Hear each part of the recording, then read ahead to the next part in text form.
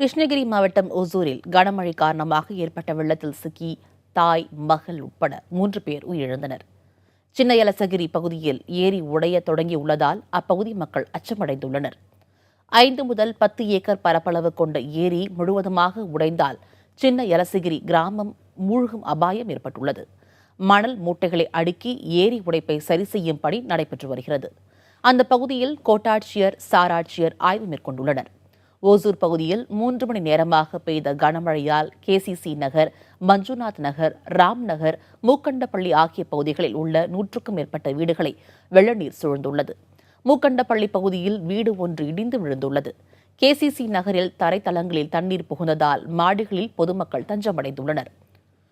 1077 இலவச தொலைபேசி எண்ணுக்கு வெள்ள பாதிப்புகள் குறித்த விவரங்களை தெரிவிக்கலாம் என மாவட்ட ஆட்சியர் அறிவுறுத்தியுள்ளார்.